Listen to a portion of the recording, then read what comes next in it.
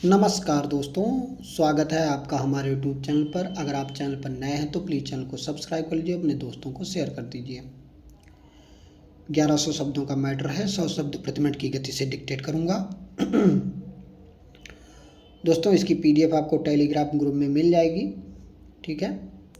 और इस मैटर को कम से कम 2 बार तो लिखिए, क्योंकि इसमें काफ़ी कठिन शब्द हैं। तो ये राष्ट्रपति की स्पीच है, ठीक है। काफ़ी अच्छे लेवल का मैटर है और पसंद आए तो अपने दोस्तों को भी शेयर कर दीजिए, ठीक है। तो लिखने के लिए स्टार्ट करते हैं, तैयार हो जाइए।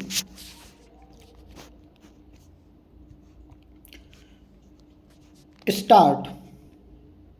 माननीय सदस्यगण, नूतन और नवजीवन की प्रतीक इस बसंत ऋतु में संसद के दोनों सदनों के संयुक्त सत्र में आप सभी का स्वागत करता है।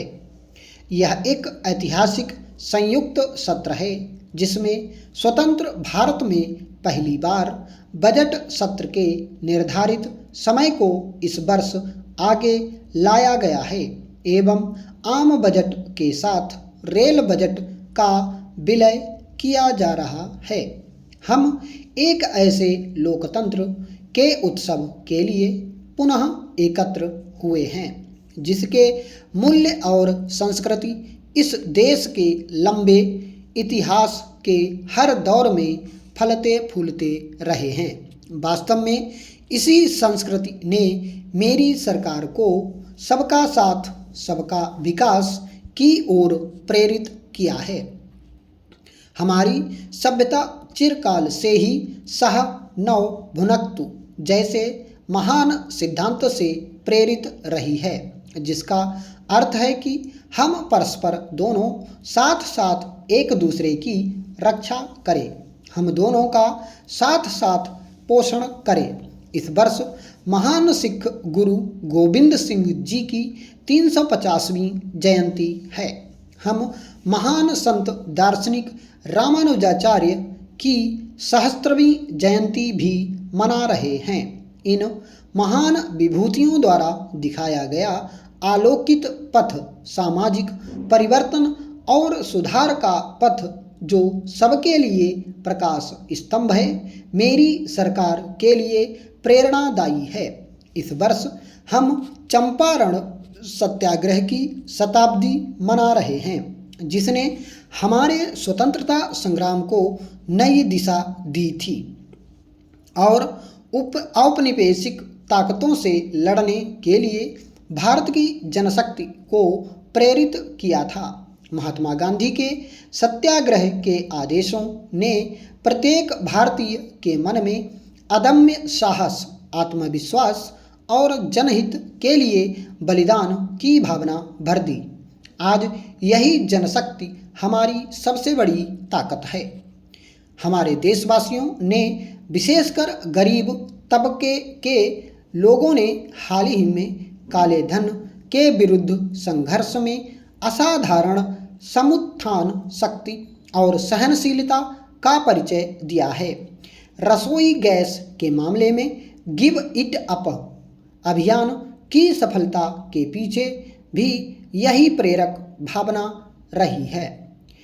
1.2 करोड़ से अधिक उपभोक्ताओं ने रसोई गैस सब्सिडी स्वेच्छा से छोड़ी है, जिससे वंचित लोगों को रसोई गैस कनेक्शन मुहैया कराने में बहुत मदद हुई है। इसी जनशक्ति ने स्वच्छ भारत मिशन को एक जन आंदोलन में बदल दिया है।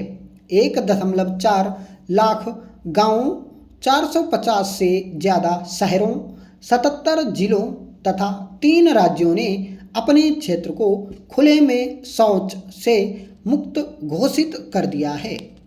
मेरी सरकार जनशक्ति को शत शत नमन करती है और प्रण करती है कि हम इस शक्ति का राष्ट्र निर्माण में रचनात्मक प्रयोग करेंगे।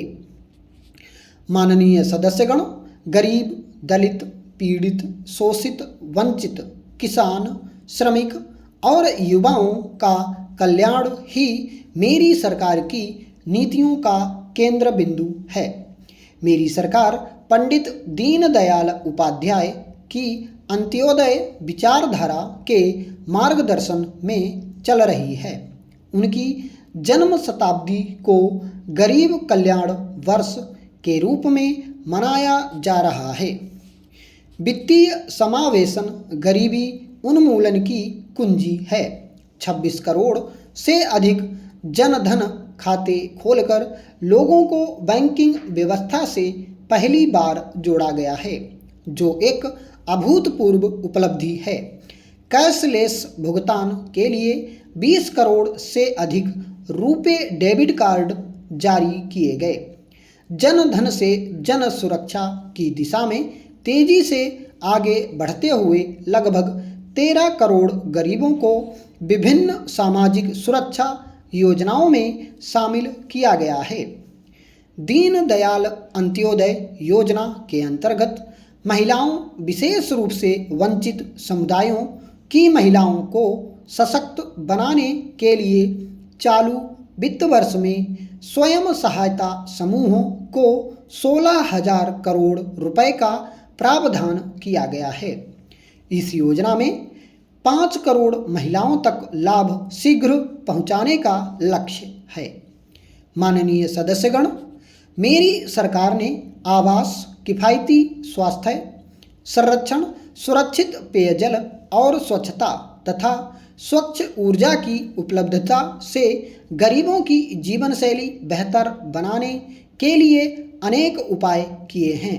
मेरी सरकार प्रधानमंत्री आवास योजना के माध्यम से कम ब्याज दरों पर आवास ऋण प्रदान कर बेघर गरीब परिवारों को आश्रय उपलब्ध कराने के लिए प्रतिबद्ध है।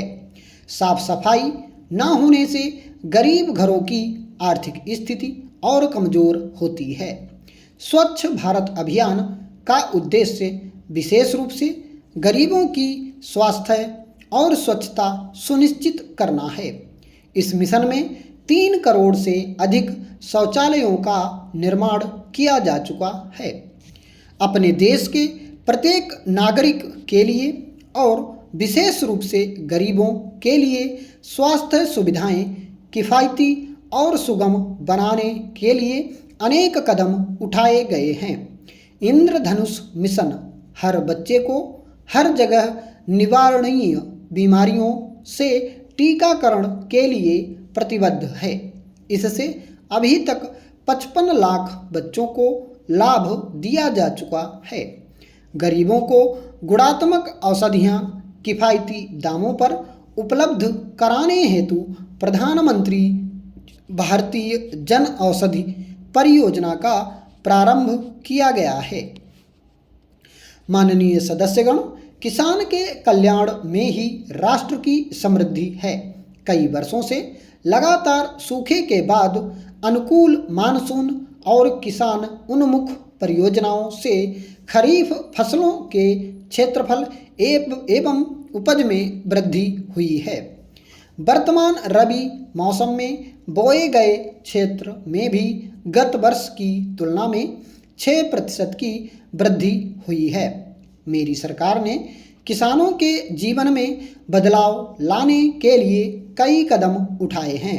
हमारा ध्यान कृषि क्षेत्र के संपूर्ण विकास पर केंद्रित है, जैसे सस्ता ऋण उपलब्ध कराना, बीज और उर्वरकों की आपूर्ति सुनिश्चित करना, सिंचाई सुविधाओं को बेहतर बनाना, व्यापक जोखिम सुरक्षा, मृदा स्वास्थ्य कार्ड के माध्यम से बेहतर उत्पादकता, राष्ट्रीय कृषि बाजार के माध्यम से उत्पाद के लिए सुनिश्चित बाजार और लाभकारी कीमतें आदि। प्रधानमंत्री फसल बीमा योजना में जोखिम कवरेज को विस्तृत किया गया है, बीमा राशि को 2 गुना किया गया है और किसानों के लिए प्रीमियम राशि को अब तक के न्यूनतम स्तर पर लाया गया है। माननीय सदस्यों को याद होगा कि पिछले वर्ष इसी समय दालों की कीमतों में तेजी से हुई वृद्धि गंभीर चिंता का विषय था। मेरी सरकार ने सक्रिय उपाय किए और दालों की कीमतें अब नियंत्रण में हैं। किसानों को उचित मूल्य प्रदान करने तथा उपभोक्ताओं के हितों की रक्षा सुनिश्चित करने के लिए 20 लाख टन दालों का बफर स्टॉक रखने की योजना है, जिसके अंतर्गत 8 लाख टन दालें अब तक खरीदी जा चुकी हैं। माननीय सदस्यगण, मेरी सरकार नारी शक्ति को देश की विकास यात्रा का अभिन्न अंग बना रही है। हमारे देश में महिलाओं को समान अवसर प्राप्त करने का हक है। रियो ओलंपिक में पीवी सिंधु, साक्षी मलिक, दीपा कर्माकर और कई अन्य महिला खिलाड़ियों के शानदार प्रदर्शन पर हमें गर्व है और यह महिला शक्ति की कामयाबी का प्रतीक है। महिलाएं सशस्त्र सेनाओं के लड़ाकू दस्ते में भी शामिल हो रही हैं।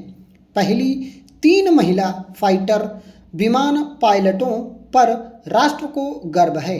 यह हमें स्मरण कराता है कि यदि महिलाएं पूर्ण रूप से सशक्त हों और उनकी प्रतिभा तथा कौशल का इष्टतम उपयोग किया जाए तो एक राष्ट्र के रूप में हम बहुत कुछ हासिल कर सकते हैं। स्टॉप।